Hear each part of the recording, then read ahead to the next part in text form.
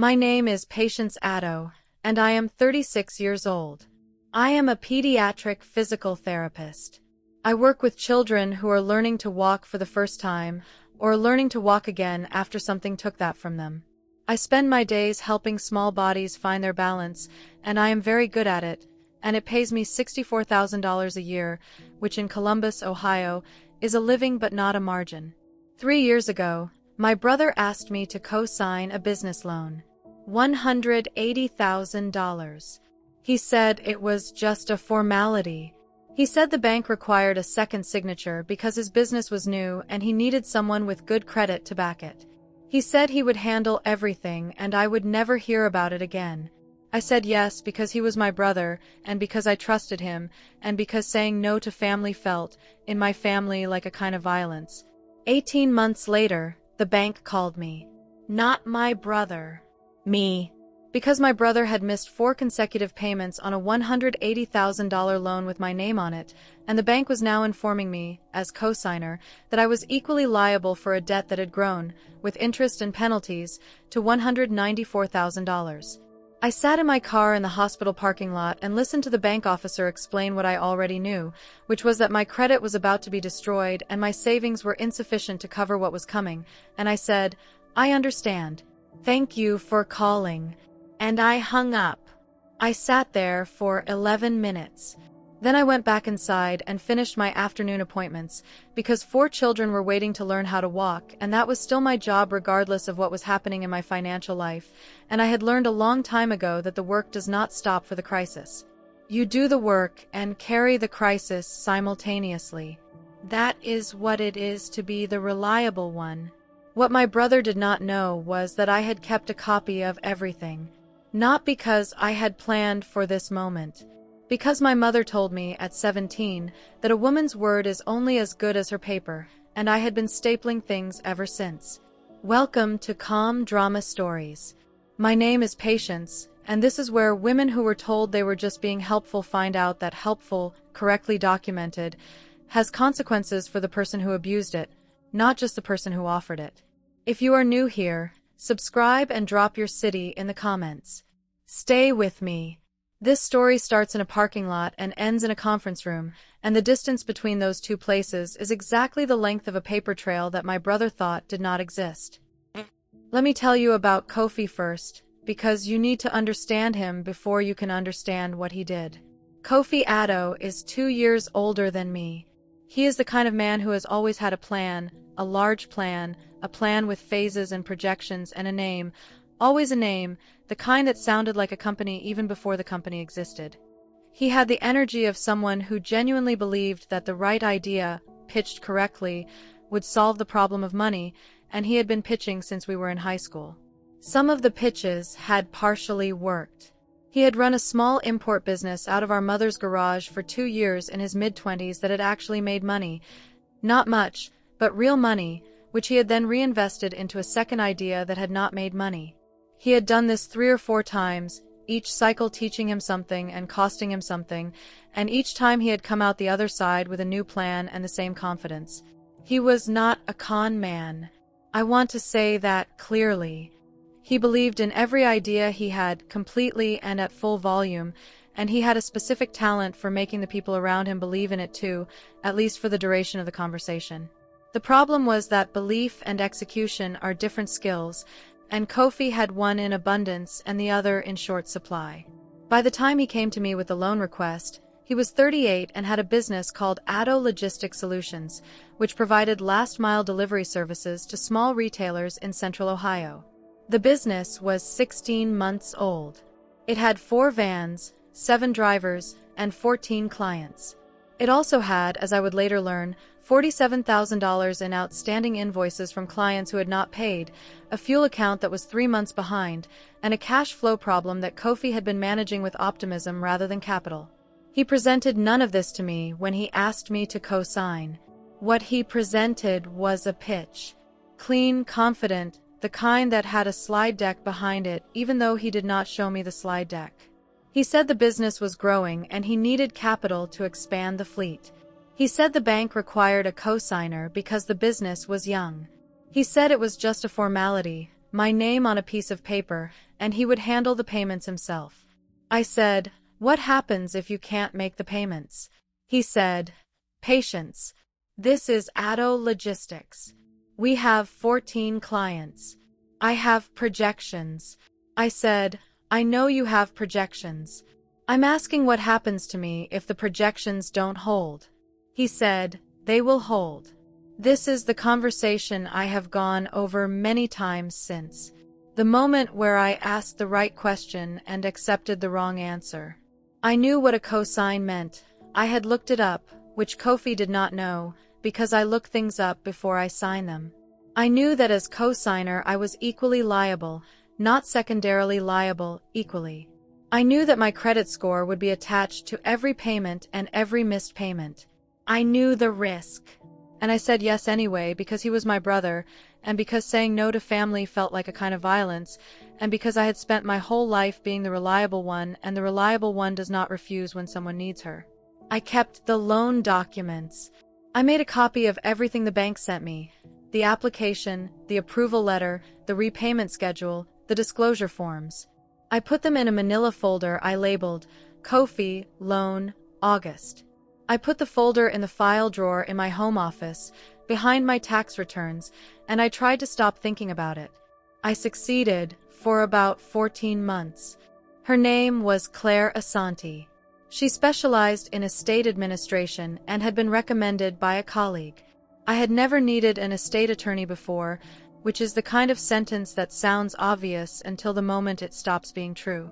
I described the situation to her in the same language I had used with Francis. Flat, factual, the language of someone who has processed claims for 2 decades and knows how to separate the information from the emotion attached to it. Claire listened. When I finished, she said, "You placed the hold this morning?" I said, "Yes." She said, "Good. That was the right first step. Now tell me what else you found." What I had found was this. In organizing Edward's papers over the previous 6 weeks, I had come across several items I had not understood at the time, but that I now understood differently. A folder in his home office labeled simply miscellaneous, which contained, when I looked at it again with a 1099 in hand, 3 years of paper statements from the bank in question, which I had glanced at when I found them and set aside because they were not from our joint accounts and I had assumed they were old documents from before our marriage. They were not old. The most recent statement was dated 4 months before Edward's death. The balance was $214,000. I also found in the same folder a printed form that I recognized from my years in banking, a payable on death beneficiary designation form. Edward had filled it out. He had named his sister, Gloria, as the beneficiary. Gloria and I had a civil relationship. We were not close. She had attended the funeral, helped with the food, and left without any particular conversation between us. I called Claire and told her about the form. She was quiet for a moment. Then, "Is the form signed and dated?" I said, "Yes. Dated 3 years ago." She said, "Then Gloria has the right to claim those funds. Unless we can challenge the designation." I said, "On what grounds?" She said, "Let me ask you something first.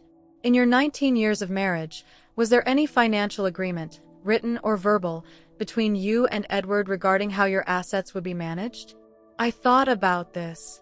We had a prenuptial agreement, nothing complex, just a document we had both signed before the wedding at the suggestion of both sets of parents, noting what each brought in and establishing that marital assets would be jointly managed. I said, "We have a prenuptial agreement that specifies joint management of marital assets." Claire said, "Where is it?" I said, "In my filing cabinet. I have it." She said, "Bring it to me today." The prenuptial agreement was 20 pages long and written in the specific formal language of legal documents that I had always found less readable than a fraud report, but had kept because I kept everything that mattered. Clause 7 specified that all financial assets acquired during the marriage would be considered marital property and jointly managed, with any unilateral transfer of such assets requiring notification to the other party.